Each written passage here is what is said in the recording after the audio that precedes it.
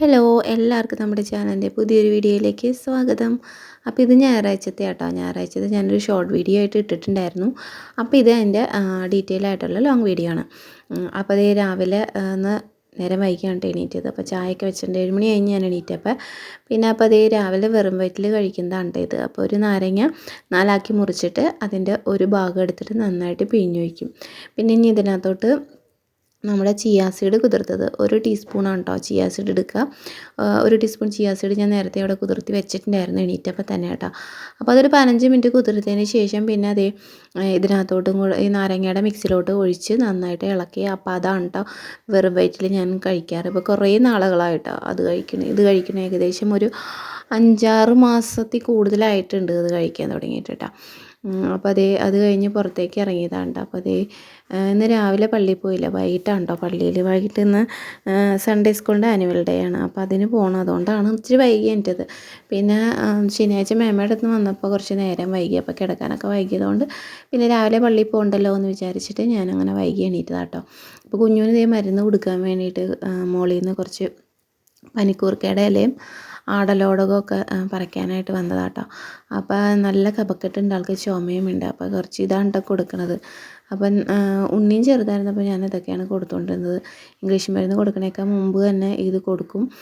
പിന്നെ അപ്പോൾ കഫമൊക്കെ നന്നായിട്ട് ഇതാവും കേട്ടോ. അപ്പോൾ പിന്നെ ഇത് മുയൽച്ചെവിയാട്ടോ. ഇത് ഞാൻ ശനിയാഴ്ച ജോലി സ്ഥലത്ത് നിന്ന് പറിച്ചുകൊണ്ട് വന്നതാണ് കേട്ടോ.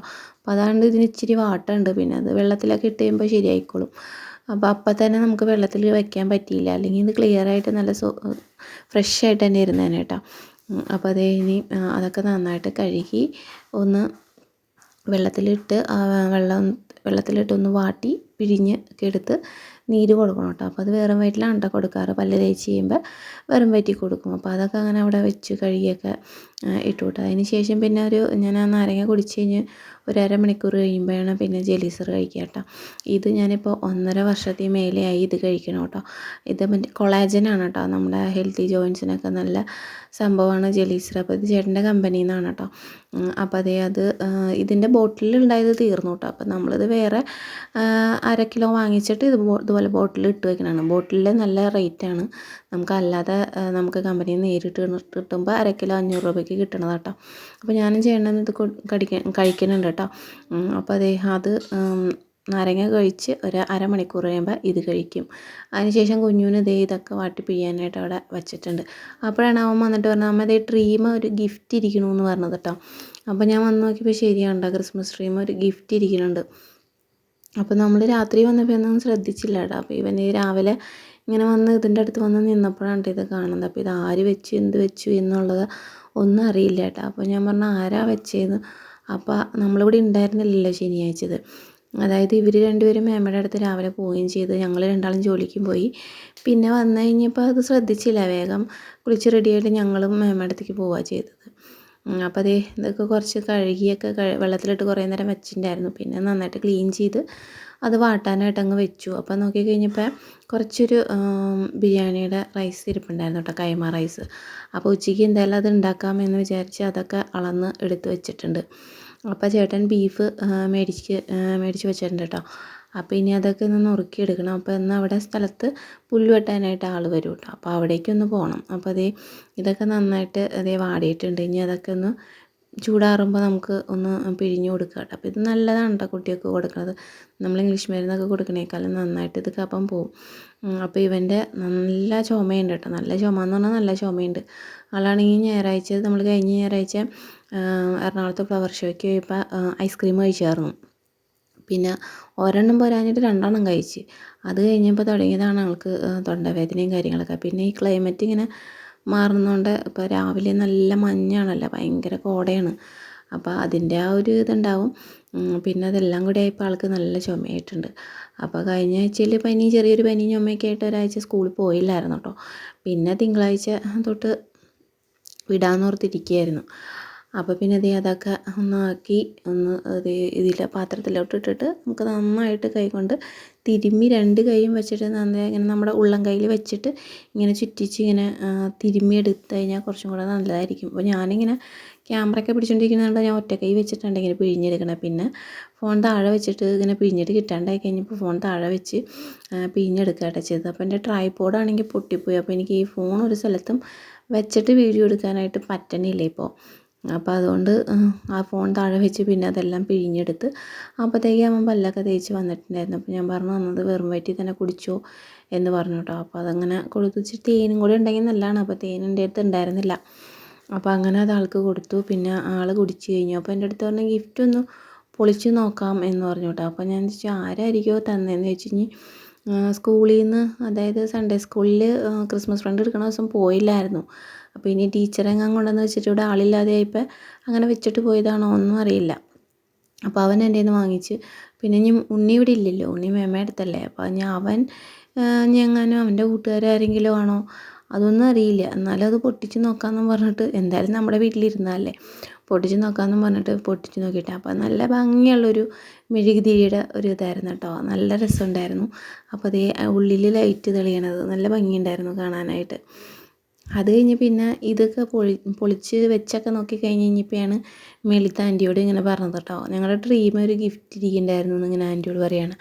അപ്പോൾ ആൻറ്റിയെ പറഞ്ഞത് എന്താണ് നമ്മുടെ കുടുംബയോഗത്തിൽ നിന്ന് കൊണ്ടുവന്ന് വെച്ചതാണെന്നാണ് ആൻറ്റി പറഞ്ഞത് കേട്ടോ. ഇവർ കരോളിന് പോയല്ലോ, അപ്പോൾ കുഞ്ഞു സാന്റാക്ലോസായിട്ട് ഡ്രസ്സ് ഇട്ടിട്ടുണ്ടായിരുന്നു. അപ്പോൾ അവർ കൊണ്ടുവച്ചതാണ് ഇങ്ങനെ പറയണ്ടായിരുന്നു. അത് കഴിഞ്ഞ് പിന്നെ അതേ ശനിയാഴ്ചത്തെ ഇടിയപ്പമൊക്കെ ഒന്ന് ആവി കയറ്റണം. ബീഫ് കറി എടുത്ത് വെച്ചിട്ടുണ്ട്, അതൊന്ന് ചൂടാക്കണം. അപ്പോൾ ഞാനതൊന്ന് പാനിലിട്ട് കുറച്ചൊരു തിളച്ച വെള്ളം കൂടി ഒഴിച്ചിട്ട് നന്നായിട്ടൊന്ന് മിക്സ് ചെയ്ത് നന്നായിട്ടൊന്ന് തിളപ്പിച്ചെടുത്തിട്ടുണ്ട്. ഇടിയപ്പമൊക്കെ അവിടെ ആവി കയറ്റാനായിട്ട് വെച്ചിട്ടുണ്ട് കേട്ടോ. അപ്പോൾ കുറച്ചൊരു ദോശമാവ് ഉണ്ടെങ്കിൽ ഇടിയപ്പം തികഞ്ഞില്ലെങ്കിലോ എന്ന് ഓർത്തിട്ട് കുറച്ചൊരു ദോശമാവ് ഉണ്ടായിരുന്നു. അപ്പോൾ കുഞ്ഞിന് ദോശ മതി എന്ന് പറഞ്ഞാൽ ഞാനപ്പോൾ ആ ബാക്കി മാവ് കൊണ്ട് കുറച്ച് ദോശയും കൂടെ ഉണ്ടാക്കിയിട്ടുണ്ടായിരുന്നു കേട്ടോ. അപ്പോൾ അവന് ആദ്യം ഇങ്ങനത്തെ ദോശ ഉണ്ടാക്കിയപ്പോൾ പറഞ്ഞു ഇങ്ങനത്തെ വേണ്ട, കുറച്ചുകൂടെ വലിയ ദോശ വേണമെന്ന് പറഞ്ഞിട്ട് പിന്നെ അവന് കുറച്ചുകൂടെ വലിയ ദോശ ഉണ്ടാക്കി അവൻ ബീഫ് കറിയും കൂട്ടിയിട്ട് ദോശ കഴിച്ചിട്ടാണ്. പിന്നെ ഞാനും ചേട്ടനും ഇടിയപ്പമാണ് കഴിച്ചത്. ആ കറിയും ചൂടാക്കി അത് കഴിച്ചു. അപ്പോഴാണ് അവിടെ നിന്ന് വിളിച്ചത്, ആൾ വന്നിട്ടുണ്ട് പുല്ല് വെട്ടാനായിട്ട്. അപ്പോൾ ചേട്ടൻ പറഞ്ഞു ഞാൻ പോവാണെന്ന് പറഞ്ഞു. അപ്പോൾ ബീഫ് നുറുക്കാത്ത ബീഫായിരുന്നു കേട്ടോ. അപ്പോൾ ഞാൻ പിന്നെ എനിക്ക് അത്യാവശ്യം ഇവിടുത്തെ പണികളൊന്നും കഴിഞ്ഞിട്ടില്ല കേട്ടോ, അലക്കാനും തുടയ്ക്കാനും എല്ലാം ഉണ്ട്. അപ്പോൾ ചേട്ടൻ പറഞ്ഞു എന്നാൽ വായോ പോകാമെന്ന് പറഞ്ഞു. അപ്പോൾ മേമേനെ വിളിച്ച് ചോദിച്ചപ്പോൾ മേമ പറഞ്ഞു എന്നാൽ ഇങ്ങോട്ട് വായ കൊച്ചിനെ ഇങ്ങോട്ടാക്കിയിട്ട് നിങ്ങൾ പോയിട്ട് പോകാമെന്ന് പറഞ്ഞു. അപ്പോൾ ഞാൻ പറഞ്ഞു എന്നാൽ ഇനി ബീഫ് മേമയുടെ അടുത്തേക്ക് കൊണ്ടു കൊടുക്കുക, അപ്പോൾ നമ്മൾ ചോറും വെച്ചിട്ടില്ലല്ലോ, ഇനി പോയിട്ടൊക്കെ വരുമ്പോഴേക്കും നേരം വൈകും, ഇപ്പോൾ തന്നെ 9 മണിയായി. അപ്പോൾ എന്നാൽ ബീഫ് മേമയുടെ അടുത്ത് കൊണ്ടു കൊടുക്കാമെന്നുണ്ട്. അത് മേമയുടെ അടുത്ത് ബീഫും കുഞ്ഞിനെയും കൂടെ മേമയുടെ അടുത്ത് കൊടുത്തു വിട്ടാൽ ചായ കുടിച്ചുകൊണ്ട്. അപ്പോൾ അതേ ചായ കുടിയൊക്കെ കഴിഞ്ഞിട്ട് നമ്മളതെല്ലാം എടുത്ത് കുഞ്ഞിനെയും വിളിച്ചുകൊണ്ട് ഇതേ മേമയുടെ അടുത്തേക്ക് പോവുകയാണ് കേട്ടോ. അത് കഴിഞ്ഞ് മേമയുടെ അടുത്ത് അവനെ ആക്കിയിട്ട് തിരിച്ചു വന്ന് പിന്നെ നമ്മൾ അവിടെ പോയി കഴിഞ്ഞപ്പോൾ ആ ചേട്ടൻ വേറൊരു പ്ലോട്ടാണ് വെട്ടിക്കൊണ്ടിരുന്നത്. അപ്പോൾ ഇത് മേമയുടെ വീട്ടിലോട്ട് പോകുന്ന വഴിയാണ് കേട്ടോ. അപ്പോൾ അത് ഗോഡ്സ് വില്ലയാണ്, അവിടെയാണ് കേട്ടോ അവരുടെ വീട്. ഇവിടെ നിന്ന് ഇറങ്ങുമ്പോൾ അതേ 3ാമത്തെ വീടാണ്. അപ്പോൾ അവിടെ ആക്കി കുഞ്ഞിനാക്കിയിട്ട് അതും ബീഫും കൊടുത്തിട്ട് അപ്പോൾ ഞങ്ങൾ ഉച്ചയ്ക്ക് ഊണ്, അപ്പോൾ മേമ പറഞ്ഞു ഉച്ചയ്ക്ക് ഊണ് ഇവിടെ നിന്ന് കഴിക്കാം എന്ന് പറഞ്ഞു. അപ്പോൾ പിന്നെ മേമ കറിയൊക്കെ വെച്ചോളൂല്ലോ. അത് കഴിഞ്ഞ് ഞങ്ങൾ അവിടെ നിന്ന് നമ്മുടെ സ്ഥലത്തോട്ട് പോകുകയാണ് കേട്ടോ. അപ്പോൾ അവിടെ നമ്മുടെ സ്ഥലത്തിട്ട് തിരിയണേൻ്റെ അവിടെ തന്നെ ഒരു കപ്പേളയുണ്ട് കേട്ടോ, മാതാവിൻ്റെ കപ്പേളയാണ്. അപ്പോൾ അവിടെ ഗീവർഗീസിൻ്റെയും മാതാവിൻ്റെയും കപ്പേളയാണ്. അപ്പോൾ അവിടെ ഒന്ന് ഇറങ്ങി ഒന്ന് തിരിയൊക്കെ കത്തിച്ച് ഒന്ന് പ്രാർത്ഥിച്ചിട്ട് പോവാണ് കേട്ടോ. അപ്പോൾ ആ ചേട്ടൻ അവിടെ വന്നിട്ടുണ്ടെന്ന് പറഞ്ഞ് വിളിച്ചിട്ടുണ്ടായിരുന്നു. അപ്പോൾ അങ്ങനെ നമ്മുടെ ഗോൾഡൻ മിസ്റ്റിലേക്കുള്ള പ്രയാണം ഇവിടെ തുടങ്ങുകയാണ് കേട്ടോ. അപ്പോൾ എല്ലാവരും ഇങ്ങനെ സ്ഥലമൊക്കെ വാങ്ങിച്ച് അതിൻ്റെ കൺസ്ട്രക്ഷനൊക്കെ കഴിഞ്ഞിട്ട് ലാസ്റ്റായിരിക്കും സർപ്രൈസോടുകൂടെ കാണിക്കുക. പക്ഷേ എനിക്ക് എന്താണെന്ന് ഈ വീട് നമ്മൾ ഒരുപാട് ആഗ്രഹിച്ച് മേടിച്ച സ്ഥലമാണിത്. നമ്മൾ ഇതിക്ക് മുമ്പ് ഒരുപാട് സ്ഥലങ്ങൾ കാണാൻ പോയി, വീടുകൾ കാണാൻ പോയി, പണിതിട്ടണ വീടുകളും പിന്നെ താമസമുള്ള വീടുകൾ, അതായത് വിൽക്കാൻ ഉദ്ദേശിച്ചിട്ടേക്കണ വീടുകളും കാണാൻ പോയി. പക്ഷെ നമുക്കൊന്നും മനസ്സുകൊണ്ട് ഒന്നും ഒരു ഇഷ്ടം തോന്നിയിട്ടില്ല കേട്ടോ. പിന്നെ നോക്കിയതൊക്കെ നമ്മുടെ ബഡ്ജറ്റിന് മേലെയുള്ള വീടുകളായിരുന്നു, പണിതിട്ടണ വില്ലയൊക്കെ. അപ്പോൾ ഇങ്ങനെ നമ്മുടെ ബ്രോക്കറുടെ അടുത്ത് ഇങ്ങനെ പറഞ്ഞപ്പോൾ ആ ചേട്ടനാണ് പറഞ്ഞത്. ഞാൻ പറഞ്ഞു ചേട്ടാ ഒരു 4 സെൻറ്റ് സ്ഥലമായാലും ഞങ്ങൾക്ക് മതി ചേട്ടാ എന്ന് പറഞ്ഞപ്പോൾ ആ ചേട്ടൻ അങ്ങനെ അന്നൊരു സ്ഥലം ഉണ്ടെന്നും പറഞ്ഞ് അങ്ങനെ കൊണ്ടുവന്ന് കാണിച്ചു തരാം. അപ്പോൾ കണ്ടപ്പോൾ തന്നെ നമുക്ക് ഇഷ്ടപ്പെട്ടായിരുന്നു. അങ്ങനെ ആ ചേട്ടൻ ഓണറായിട്ട് സംസാരിച്ച് അപ്പോൾ അങ്ങനെ പുള്ളി നമ്മൾക്ക് പറഞ്ഞ ആ റേറ്റിലും ഒക്കെ ഓക്കെയാണ്. അങ്ങനെ നമ്മൾ പിറ്റേ ദിവസം തന്നെ എഗ്രിമെൻ്റ് ചെയ്തു കേട്ടോ. 1,50,000 രൂപ കൊടുത്തിട്ട് എഗ്രിമെൻ്റ് ചെയ്തു. പക്ഷേ നമുക്കിത് നമ്മൾ 6 മാസത്തെ എഗ്രിമെൻറ്റിലാണ് ചെയ്തതെങ്കിലും നമുക്ക് ആ ബാങ്കിൻ്റെ ഒരു ചെറിയ പ്രശ്നം വന്നതുകൊണ്ട് നമ്മളത് വേറെ ബാങ്കിലേക്ക് ടേക്ക് ഓവർ ചെയ്തു. അപ്പോൾ അങ്ങനെ ഒരു ചെറിയൊരു സമയതാമസം ഉണ്ടായിരുന്നു. അപ്പോൾ അതുകൊണ്ടാണ് ഇപ്പോൾ നമുക്ക് കറക്റ്റ് 6 മാസം കഴിഞ്ഞു. അപ്പോൾ പുള്ളി കുഴപ്പമില്ല. അങ്ങനെയാണ് നമ്മൾ ഡിസംബർ 27-ാം തീയതി ആധാരം ചെയ്തത്. അപ്പോൾ ഇനി എന്തായാലും പെട്ടെന്ന് തന്നെ നമ്മുടെ പണികളൊക്കെ തുടങ്ങണം. പ്ലാനും കാര്യങ്ങളൊക്കെ നമ്മൾ സെറ്റാക്കിയിട്ടുണ്ട്. അപ്പോൾ നമ്മുടെ എൻ്റെ വീടിൻ്റെ അടുത്തുള്ള എൻ്റെ ചേട്ടായുടെ കൂട്ടുകാരൻ, ഏറ്റവും ബെസ്റ്റ് കൂട്ടുകാരനാണ്. അപ്പോൾ പുള്ളിയാണ് കൺസ്ട്രക്ഷൻ വർക്കൊക്കെ ചെയ്യണത്. പ്ലാനൊക്കെ വരച്ചു തന്നത് പുള്ളി തന്നെയാണ്. അപ്പോൾ ഇനി നമുക്ക് ഇവിടേക്ക് ചേക്കേറാനുള്ള ഇതുകൾ തുടങ്ങുകയാണ്. അപ്പോൾ എനിക്കൊരാഗ്രഹം ഉണ്ടായിരുന്നു, നമ്മളിത് തുടക്കം മുതൽ ഈ സ്ഥലത്തിൻ്റെ എല്ലാ കാര്യങ്ങളും വീട് പണിയായാലും സ്ഥലത്തിൻ്റെ കാര്യങ്ങളായാലും വീട് പണിയായാലും എല്ലാം നിങ്ങളെ കാണിച്ചു തരണം എന്നുള്ളത്. അപ്പോൾ ഒന്നിന്ന് നമ്മൾ തുടങ്ങുകയാണ് ഇവിടുന്ന്. അപ്പോൾ ഇനി അങ്ങോട്ടുള്ള ഈ സ്ഥലത്തിൻ്റെയും ഇതിൻ്റെ ബാക്കിയുള്ള ഭാഗങ്ങൾ എല്ലാം, അതായത് വീട് പണിയും എല്ലാം നിങ്ങളെ കാണിക്കുന്നതായിരിക്കും കേട്ടോ. കാരണം എന്നെന്നും നമുക്ക് ഓർക്കാൻ ഇത് നമ്മൾ അത്രയ്ക്ക് ആഗ്രഹിച്ച് മേടിച്ച സ്ഥലമാണ്. അപ്പോൾ അതിൽ നമ്മൾ ആഗ്രഹിച്ച പോലെ ഒരു വീട് പണിയാൻ നമുക്ക് വീട് പണിയണമെന്നാണ് നമ്മുടെ ആഗ്രഹം. അപ്പോൾ അതിന് നിങ്ങളുടെ പ്രാർത്ഥനയും എല്ലാം ഞങ്ങളുടെ ഒപ്പം ഉണ്ടാവണം. എല്ലാവരും ഞങ്ങൾക്ക് വേണ്ടി പ്രാർത്ഥിക്കണം. അപ്പോൾ നമ്മുടെ അതേ പ്ലോട്ട് എല്ലാം പുല്ല് ചെത്തലൊക്കെ കഴിഞ്ഞിട്ടുണ്ട്. അപ്പോൾ ഇനി ഇതിൻ്റെ ബാക്കി വിശേഷങ്ങളായിട്ട് വരാം. അതുവരേക്കും ഓക്കെ, ബൈ, താങ്ക് യു.